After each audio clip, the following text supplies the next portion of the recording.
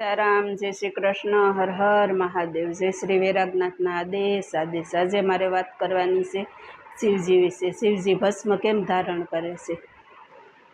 બ્રહ્માજી તે સૃષ્ટિના રચેતા દેવતા કહેવાય, વિષ્ણુ ભગવાન તે પાલક પિતા કહેવાય છે, અને શિવજી તે સંહાર કરતા દેવતા કહેવાય. જ્યારે પણ આ ધરતી ઉપર અધર્મ, નકારાત્મકતા ને વધી જાય છે, ત્યારે શિવજી આ પૃથ્વીને નષ્ટ કરી દે છે. નષ્ટ કરી અને તે દર્શાવે છે કે અહીંયા બધું નષ્ટ જ છે. નષ્ટ કરી અને ભસ્મ ધારણ કરે છે. અને બીજું કારણ તે છે કે શિવજી છે ને તે વૈરાગ્યના દેવતા કહેવાય છે. વૈરાગ્ય કોને કહેવાય? તો કે વૈરાગ્ય જ્યાં કોઈનો ભય નહીં, મોહ નહીં, માયા કાંઈ જ નહીં. અને જે ભસ્મ ધારણ કરે ને એને મૃત્યુથી પણ ભય ન હોય.